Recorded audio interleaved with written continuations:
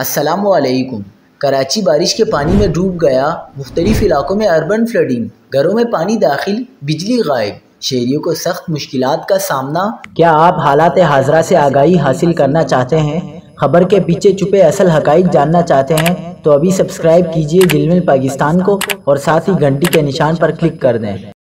آپ کو بتاتے چلیں کہ مونسون کے طاقتور سسٹم کے زیر اثر کراچی میں موسلادھار بارش کا سلسلہ پھر شروع ہو گیا، جس کے سبب مختلف علاقوں میں اربن فلڈنگ کی صورتحال پیدا ہو گئی۔ شہر میں دوپہر کے وقت دوبارہ کالی گٹھائیں چھا گئیں، جس سے بیشتر علاقوں Surjani town, federal B area, Gulshan Iqbal, Qayyumabad, Gulistan جوہر، ملیر، شارع فیصل، ناظم آباد، نیو کراچی میں تیز ہواؤں کے ساتھ موسلادھار بارش ہوئی۔